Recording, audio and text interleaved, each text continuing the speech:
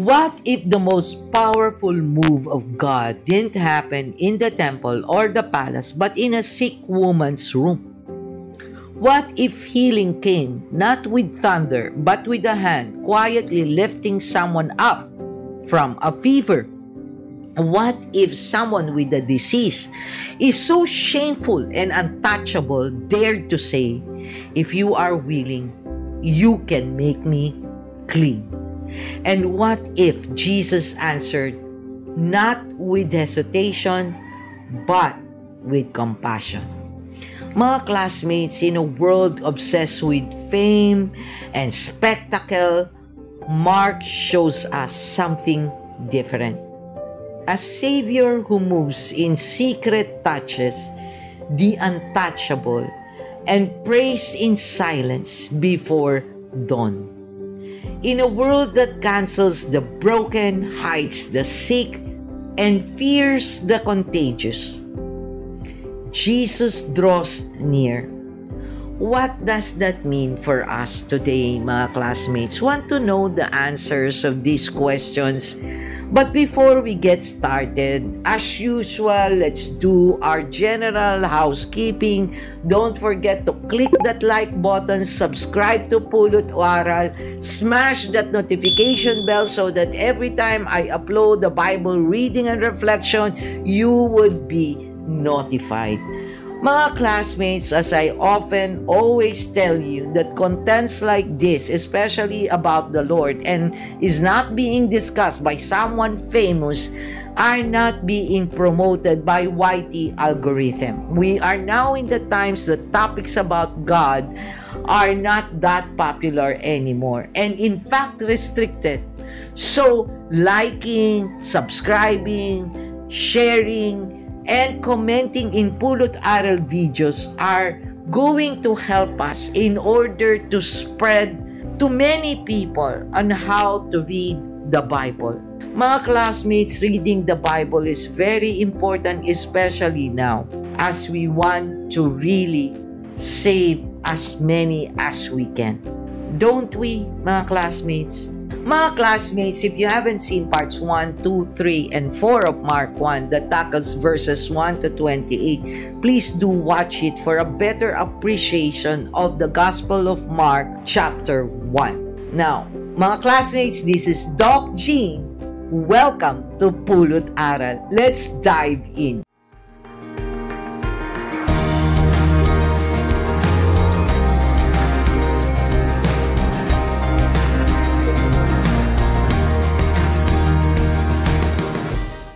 Mga classmates, before we begin, let's place ourselves in the presence of our Lord and pray.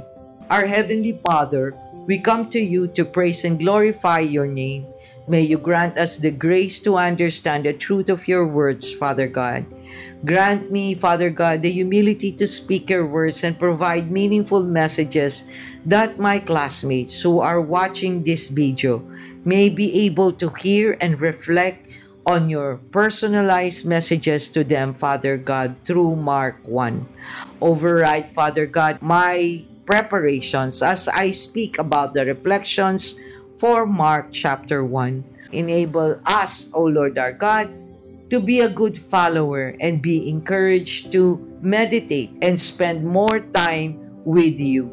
Let not religion, our own biases, or personal assumptions, and based on our emotions and experiences, not based on your scripture, Father God, hinder us from seeing and hearing your words of wisdom. Through the power of faith in your words, unite us all, Father God, in wanting to read more of your scriptures and learn how to use your armor to live according to your will as you want this channel to do. Grant me, O Lord our God, the humility to speak your words in reverence, and for my classmates to have clarity and discernment of your words, not mine, as they watch and listen, Father God. May our reflection on Mark 1 move us forward to surrender to you, desire more, discern well, do more, and delight in your will. All of this we ask through Christ our Lord. Amen. Mga classmates, let us now read Mark 1 verses 29 to 45 for the last part of Mark chapter 1, and I will be reading from ESV version. Jesus heals many. And immediately he left the synagogue and entered the house of Simon and Andrew with James and John. Now, Simon's mother-in-law lay ill with a fever, and immediately they told him about her. And he came and took her by the hand and lifted her up, and the fever left her, and she began to serve them. That evening at sundown, they brought to him all who were sick or oppressed by demons, and the whole city was gathered together at the door. And he healed many who were sick with various diseases and cast out many demons. And he would not permit the demons to speak because they knew him. Jesus preaches in Galilee, and rising very early in the morning while it was still dark, he departed and went out to a desolate place, and there he prayed. And Simon and those who were with him searched for him, and they found him and said to him, "Everyone is looking for you." And he said to them, "Let us go on to the next town, that I may preach there also, for that is why I came out." And he went throughout all Galilee, preaching in their synagogue and casting out demons. Jesus cleanses a leper, and the leper came to him, imploring him, and kneeling said to him, "If you will, you can make me clean." Moved with pity, he stretched out his hand and touched him and said to him, "I will be clean." And immediately the leprosy left him, and he was made clean. And Jesus sternly charged him and sent him away at once, and said to him, "See that you say nothing to anyone, but go show yourself to the priest and offer for your cleansing what Moses commanded, for a proof to them." But he went out and began to talk freely about it, and to spread the news, so that Jesus could no longer openly enter a town, but was out in desolate places, and people were coming to him from every quarter. Mga classmates, let's now discuss Mark chapter 1 verses 29 to 45, general overview and context. In this passage, mga classmates, we see Jesus' compassion in motion. Right after healing the man with unclean spirit in the synagogue, Jesus goes to the house of Simon and Andrew. There, Simon's mother-in-law is sick with a fever. Jesus goes to her, takes her by the hand, lifts her up, and instantly she is healed. The same evening, the house is surrounded by people. The whole city gathers. Jesus heals many who are sick and casts out demons. But notice, mga classmates, he doesn't let the demons speak. Why? He silences them. Because this is not about building a fan base, mga classmates. It's about fulfilling his mission. Early the next morning, while it's still dark, Jesus goes to a solitary place to pray. It's one of the most powerful and often overlooked moments in his ministry. He withdraws not out of weakness, mga classmates, but to recharge in communion with the Father. Then a man with leprosy comes to him. Lepers were outcasts at that time, treated as unclean and contagious. They weren't just sick, they were banished from society. But this man doesn't just beg, he believes in Jesus. "If you are willing, you can make me clean." Jesus moved with compassion, touches him, something no one dared to do. And he says, I am willing, be clean. But now, mga classmates, let's discuss Mark verses 29 to 45 of what all of these things means at that time and to us. Mga classmates, let me ask you something. Have you ever prayed for healing and then as soon as you felt better, you forgot to say thank you to the Lord? Or worse, you used that newfound energy to binge watch K-drama instead of doing something good? Yup, guilty, been there, done that. But here's the good news, mga classmates. Jesus doesn't just heal bodies. He restores also dignities. He creates space for silence and He calls us to serve. Yes, even when we'd rather stay in bed with our electric fan and chinelas on, staying cool, right? Let's dive into the 5 reflection that Mark 1 verses 29 to 45.